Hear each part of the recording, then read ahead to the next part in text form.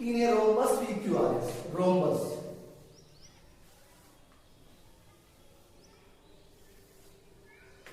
PQRS. Okay. If PQ equal to 7.5, PQ equal to 7.5, then find QR. You want to find out QR. Question mark. Then you are given angle QPS. Angle QPS, this angle has the measure 75 degree. Then find angle PQR, this angle, and also angle SRQ, this angle. Okay. So one by one, let's start. First of all, quadrilateral PQRS is a rhombus. And as we have studied the property that adjacent sides of rhombus are congruent. PQ congruent QR. Adjacent sides. Adjacent sides. And we have studied property that adjacent sides of rhombus are congruent. Therefore, but PQ equal to 7.5 centimeter. Therefore, QR equal to 7.5 centimeter. Okay, so we got first value. Now you are given angle QPS 75 degree. You want to find out these two angles. First of all, quadrilateral PQRS is a rhombus, but every rhombus is a parallelogram first. So as it is a parallelogram, so this side is parallel to this side. Okay, and if these two lines are parallel, then that is a transversal. That is a transversal. So you get now PS parallel QR and PS is transversal. PS is transversal. Okay. Now, if that is a transversal, what about these two angles? These two angles. These are interior angles. And if your lines are parallel, interior angles are supplementary. That means angle QPS plus angle PQR equal to 180 degree. Interior angles. And angle QPS is already given to you 75 degree plus angle PQR equal to 180. Angle PQR equal to 180 minus 75. Therefore, angle PQR equal to 105. Okay. We got angle PQR. Now we got angle QRS. Check this. You can use interior angle theorem here also, but as we want answer is short. So here check these two. Check these two. Here angle QPS is equal to angle QRS, or you can say SRQ. Angle SRQ. Both are equal. Now why? Because these are opposite angles. And as we have studied property, opposite angles of rhombus are congruent. So here opposite angles. Opposite angles of rhombus. We have already mentioned this property, opposite angles of rhombus are congruent. So as angle QPS, but angle QPS equal to 75 degree, therefore angle SRQ that is also equal to 75 degree. Okay. So in this way, using property, we can perform calculation every time. Every time we are using property to find out length of sides, measurement of angles. Now, next question, question number 3.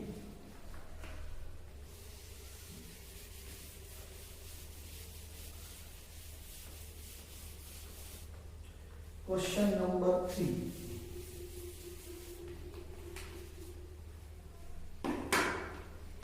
Question 3. The third question, diagonals of a square IJKL. Here I draw square first.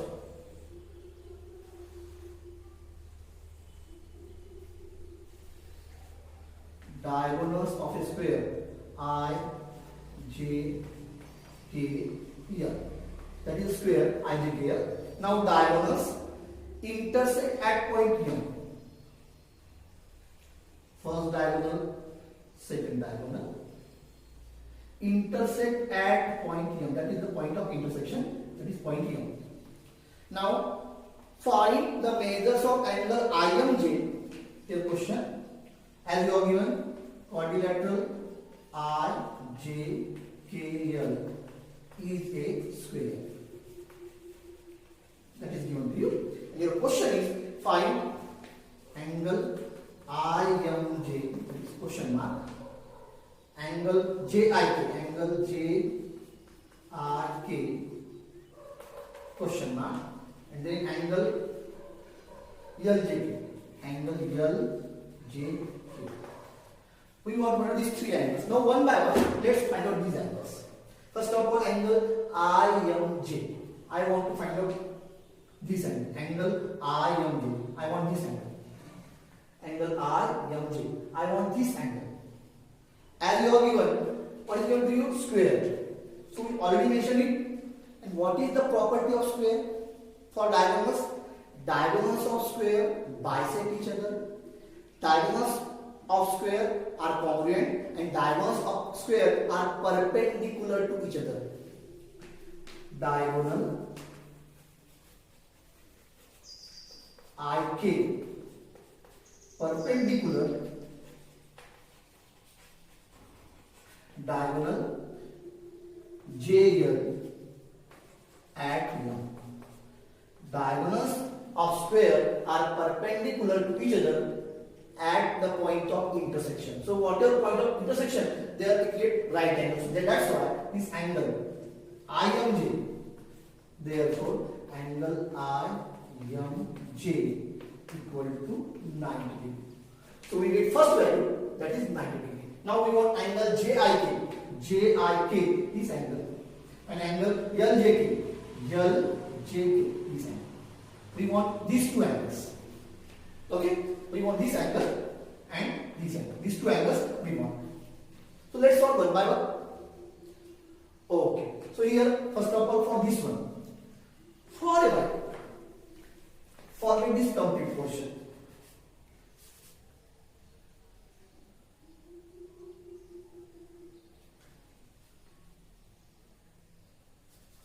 Now concentrate only on this portion. Only on this portion. A triangle IMJ.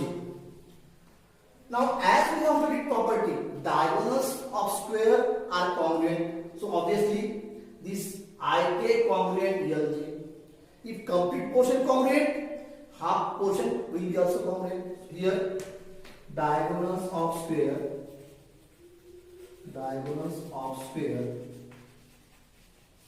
are congruent.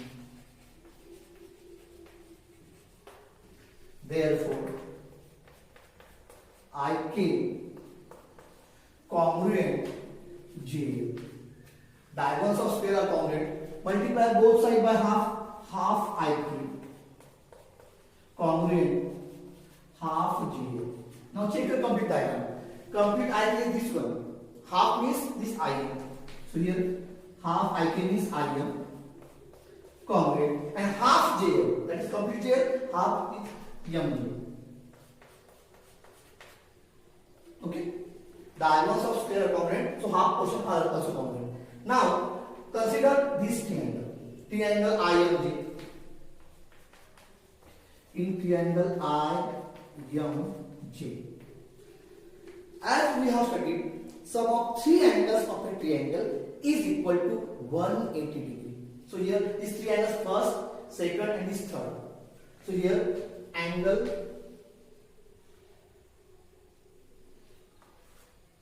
JIM plus second angle, this one IJM, angle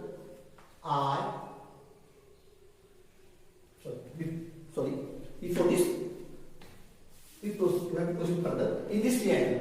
Now we got this angle congruent this angle. In a triangle, if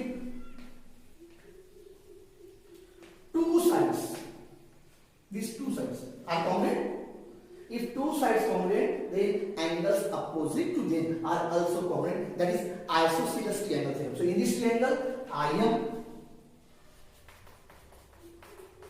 congruent MJ. Just prove. That's why IM, which angle is IM, therefore angle IJM congruent angle JIM.